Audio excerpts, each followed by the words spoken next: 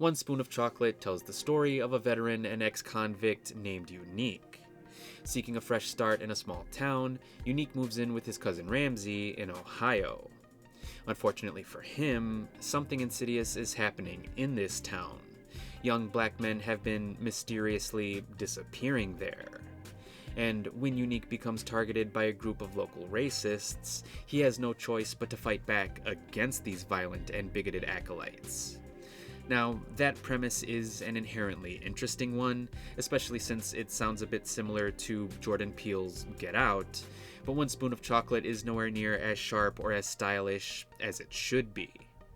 To be fair, RZA's sense of direction is perfectly fine. I'm not really familiar with his past work, both as a rapper and as a filmmaker, but he seems like a fairly competent director. Unfortunately, the film doesn't really live up to its full potential. The movie is clearly trying to be a fun and modern addition to the blaxploitation genre, but it lacks the substance and satire that one may usually find in a blaxploitation film. The plot is definitely on the right track, the movie just doesn't have enough humor, heart, or thematic weight to help elevate the plot. To be fair, the film does include a scene that tries to say something about how a little bit of one thing can make a big change, but the movie fails to follow through with that message. I mean, if Unique is meant to represent the change that comes to this small town in Ohio, then it's a shame that we don't get to witness said change.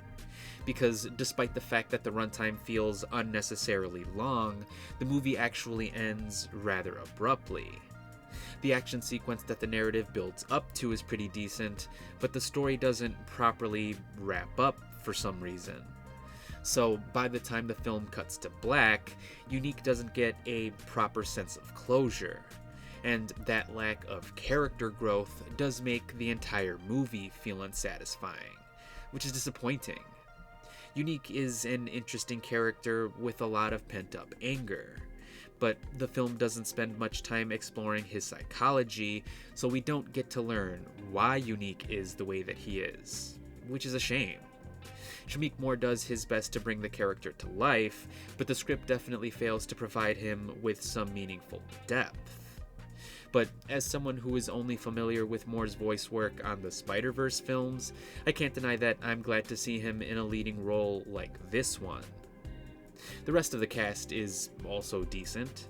RJ Cyler and Paris Jackson make for some interesting side characters, but there aren't many other memorable performances here. I mean, Michael Harney and Harry Goodwins do give us some cartoonishly evil performances as the main villains, but I wouldn't say that they're particularly good or memorable. So while I like the general idea of RZA's story here, I can't deny that I left the film feeling really unsatisfied. The script is disappointingly thin, the characters aren't as fleshed out as they should be, the social commentary isn't as strong or as satirical as it should be, the plot is incredibly messy, and the runtime is way too long.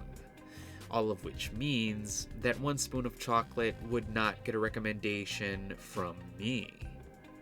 Now, I should note that this review was first posted on my website, davidthemovieguy.com, so if you'd like to know my thoughts early, or if you would just prefer to read your reviews, you can feel free to head on over there, or to check out my page on IMDb.